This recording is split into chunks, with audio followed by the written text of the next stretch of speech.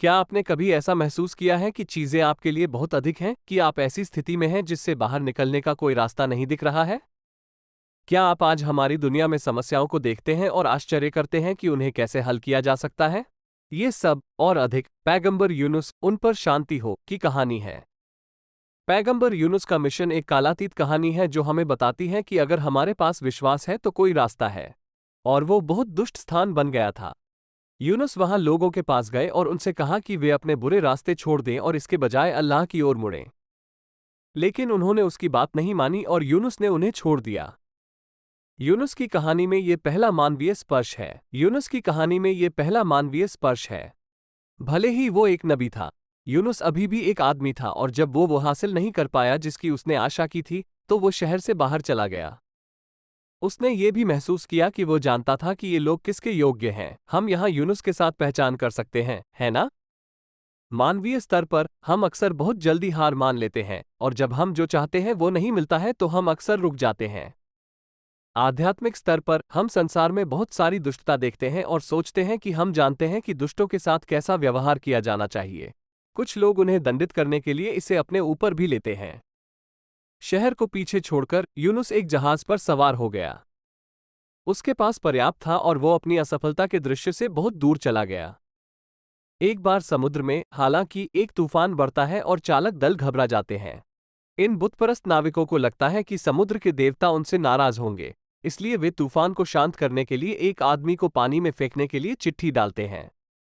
वे चिट्ठी इस बात की ओर इशारा करते हैं कि यूनुस को पानी में फेंक दिया जाना चाहिए।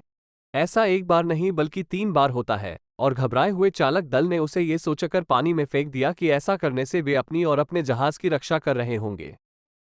एक बार पानी में कुछ असाधारण होता है। अल्लाह एक बड़ी मछली भेजता है। कुछ इसे वेल के रूप में वर्णित करते हैं, यूनुस को पूरा निगलने के लिए। एक बार इसके पेट में यूनुस कुल निराशा से भरकर समुद्र के तल पर उतर जाता है। वो संभवतः इस आपदा से कैसे बच सकता है? संभवतः उसकी स्थिति से बाहर निकलने का क्या तरीका हो सकता है? वो अंधेरे से घिरा हुआ है, प्राणी के पेट का अंधेरा, गहरे का अंधेरा और सबसे बुरा, निराशा का अंधेरा।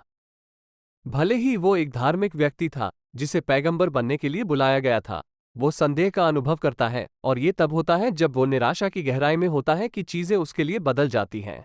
महान कुरान में हम पढ़ते हैं कि यूनुस अंधेरे में रोया। उसने महसूस किया कि सर्वशक्तिमान अल्लाह वो नहीं, चीजों के नियंत्रण में था। वो चिल्लाता है, आपके अलावा कोई भगवान नहीं है, और मदद मांगता है। मदद मांगने में उसकी प्रार्थना सुनी जाती है। हाफिज इब्न कथीर द्वारा मध्य युग में लिखी गई एक बहुत ही सुंदर किताब है जिसे स्टोरीज ऑफ द प्रोफेट कहा जाता है। यह आसानी से उपलब्ध है और पढ़ने लायक है। इसमें यूनुस की कहानी के इस हिस्से पर इब्न कथीर ने एक मार्मिक टिप्पणी की है। उनका कहना है कि एक बार जब यूनुस ने यह स्वीकार कर लिया कि अल्लाह के सिवा कोई भगवान नहीं है और केवल अल्लाह ही उसे बचा सकता है, तो कुछ अद्भुत होता है। सबसे पहले वेल अल्लाह की स्तुति गाना शुरू करती है, फिर उसके चारों ओर की सभी छोटी मछलियां, फिर समुद्र के सभी जीव, प्रत्येक अपने तरीके से, जब तक कि स्तुति का एक बड़ा समूह न हो जाए। वेल सतह तक तैरती है और यूनुस को किनारे पर फेंक देती है। जिस तरह अल्लाह ने यूनुस को तूफान से बचाने और समुद्र में डूबने से बचाने के लिए इसका इस्तेमाल किया था, उसी तरह वो यूनुस को सुरक्षित वापस लाने के लिए भी इसका इस्तेमाल करता है। अल्लाह उसका और भी अधिक ध्यान रखता है और उसके ऊपर एक पौधा उगाता है और यूनुस को उसकी छाया से ढक देता है। एक बार जब वो अपनी परीक्षा से उबर गया और उसकी त्वचा ने प्राणी के पेट में एसिड से चुभना बंद कर दिया, तो उसने नीनवे लौटने का फैसला किया, ये देखने के लिए कि शहर और इसके लोगों का क्या हुआ है। अपनी यात्रा पूरी की। जब वो वहां पहुंचता है तो अपने बड़े आश्चर्य में वो देखता है कि शहर और उसके लोग नष्ट नहीं हुए हैं, बल्कि सभी अल्लाह की ओर मुड़े हुए हैं।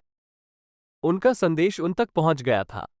शायद जब उन्होंने भयानक तूफान को दूर से बढ़ते हुए देखा, तो उन्होंने उसमें एक छवि देखी कि अगर वे पश्चाताप नहीं करेंगे तो उनका क्या होगा। कौन जानता है कि वे अल्लाह की ओर क्यों मुड़े, लेकिन उन्होंने किया। यूनुस तब अपने सभी कारनामों के बाद आखिरकार संतुष्ट है कि उसका मिशन पूरा हो गया है। यूनुस की कहानी हमें बहुत कुछ सिखाती है।